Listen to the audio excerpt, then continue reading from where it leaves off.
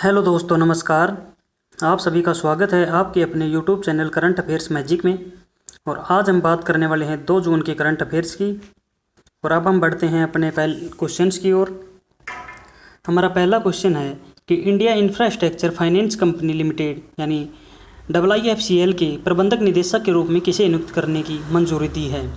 तो ये हमारे प्रधानमंत्री नरेंद्र मोदी की अध्यक्षता में कैबिनेट की नियुक्ति समिति ने PR जयशंकर को IIFCL के प्रबंधक निदेशक के रूप में नियुक्ति करने की मंजूरी दी है। और यह 3 साल की अवधि के लिए इन्हें MD के रूप में ये कार्य करेंगे।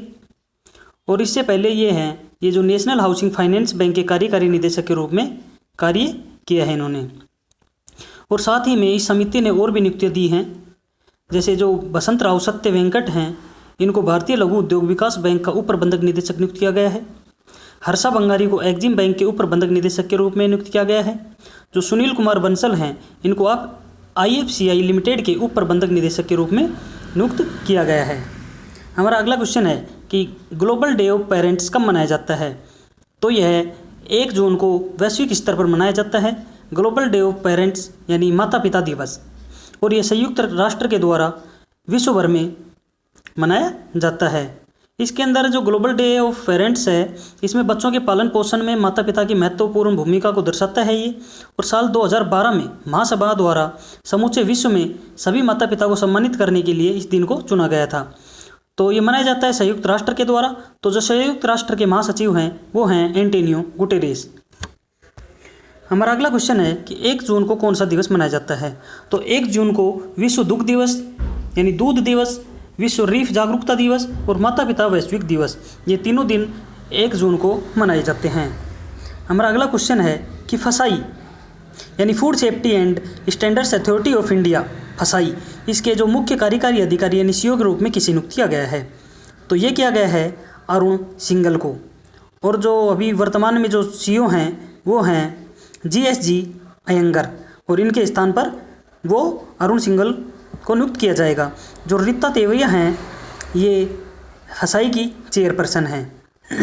जो अरुण सिंघल हैं वो वर्तमान में स्वास्थ्य और परिवार कल्याण विभाग के जो विशेष सचिव के रूप में सेवारत हैं। और फसाई है जो ये भारत में खाद्य नियामक है, जो खाद्य उद्योग के जो मानक निर्धारित करने और खाद्य पदार्थों के विनिर्माण, भंडारण, वितरण, बिक्री और आयात को विनियमित करने के लिए शीर्ष निकाय है। और बात करें कि किसके अधीन आता है, तो जो फसाई है ये स्वास्थ्य और परिवार कल्याण मंत्री के अधीन आता है। हमारा अगला क्वेश्चन है कि कैरेट इंडिया की नई मुख्य कार्यकारी अधिकारी के रूप में किसे नियुक्त किया गया है। हम बात करें कैरेट की, तो जो कैरेट है ये एक एजेंसी है, यह एक मीडिया एजेंसी है जो डेंटसू एजिस नेटवर्क यानी DAN के स्वामित्व वाली मीडिया एजेंसी है ये कैरेट इंडिया। और इसके जो नए CEO चुने गए हैं वो चुने गए हैं अनीता कोटवानी। और इससे पहले न्यू बिजनेस और क्लाइंट लीड के रूप में मिंडशेयर इंडिया में वोल्ट डिंजी के बिजनेस की सीनियर वाइस प्रेसिडेंट के रूप में अनीता कोटवानी कार्यरत थी। अब ये नई CEO के रूप में कैरेट इंडिया में अपनी भूमिका निभाएंगी और मीडिया एजेंसी को महत्वपूर्ण उपकरणों को विकसित करने और अग्रणी उपकरणों के साथ साथ एजेंसी के भीतर क्षमताओं पर ध्यान केंद्रित करके ग्राहकों को एकीकृत समाधान प्रदान करने में मदद करेंगे। हमारा अगला क्वेश्चन है कि माई लाइफ माई योगा, ये प्रतियोगिता का शुभारंभ किसके द्वारा किया गया।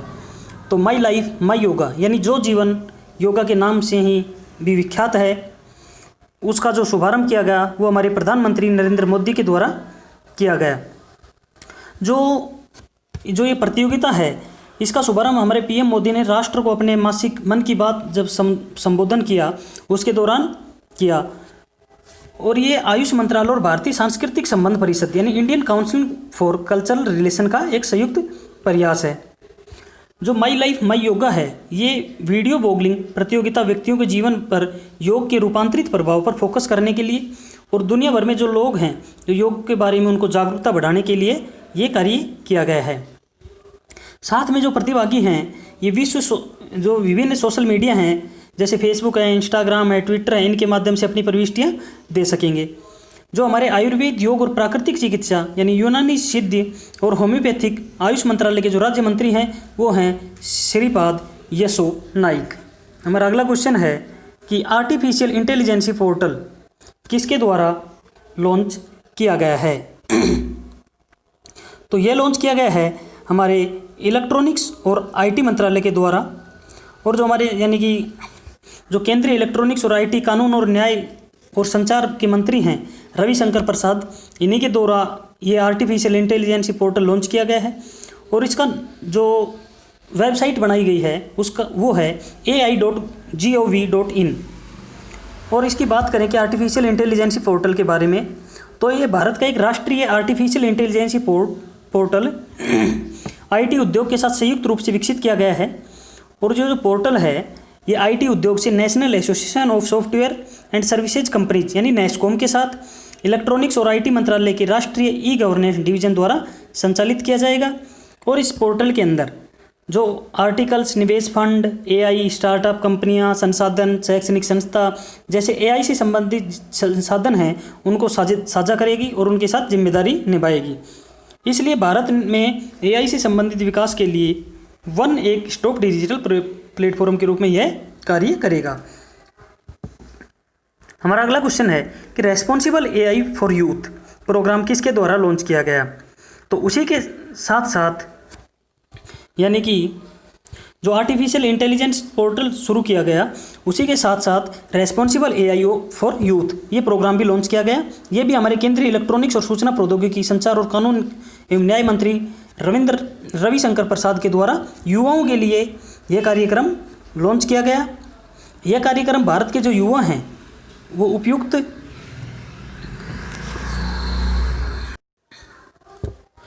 नए युग की तकनीकी क्षमता यानी new age tech mindset के साथ सशक्त बनाने के लिए शुरू किया गया है। जो कार्यक्रम है ये राष्ट्रीय ई गवर्नेंस डिवीजन इलेक्ट्रॉनिक्स और आईटी मंत्रालय द्वारा इंटेल इंडिया के साथ मिलकर और मानव संसाधन विकास के स्कूल शिक्षा और साक्षरता विभाग मंत्रालय के समर्थन में तैयार किया गया है।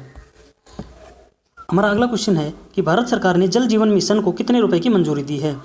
तो भारत सरकार ने छत्तीसगढ़ में 2020-21 में जल जीवन मिशन के कार्यान्वयन के लिए भारत सरकार द्वारा 445 करोड़ रुपए की राशि को मंजूरी दी है। जल जीवन मिशन के तहत छत्तीसगढ़ सरकार ने वर्ष 2023 और 24 तक 100% कार्यात्मक नल जल कनेक्शन प्राप्त करने के लिए एक रोड मैप तैयार किया है। और इस योजना के अनुसार छत्तीसगढ़ राज्य सरकार में कुल 45 लाख घरों में से 20 लाख परिवारों को नल कनेक्शन प्रदान किए जाएंगे। जो छत्तीसगढ़ के सीएम हैं वो हैं भूपेश बघेल और राज्यपाल हैं अनुसुईया उइके। हमारा अगला क्वेश्चन है कि वजीद खान का निधन हो गया है किस क्षेत्र से संबंधित थे? तो जो वजीद खान हैं ये एक गायकार और संगीतज्ञ थे और इनका हाल ही में निधन हो गया है। जो उन्होंने 1998 में फिल्म प्यार किया तो डरना क्या से बॉलीवुड में अपना डेब्यू किया और उसके बाद में उन्हें गरव, तेरे नाम और तुझको ना भूल पाएंगे पार्टनर जैसी अन्य फिल्मों में भी संगीतज्ञ के रूप में कार्य किया। और 2012 में इन्होंने सिंगिंग रियलिटी शो सारेगामापा और सारेगामापा सिंगिंग स्टार में जज की भूमिका भी निभाई थी। तो धन्यवाद दोस्तों, आज के लिए इतना ही। अब मिलते हैं नए वीडियो में नई अपडेट के साथ। Thank you.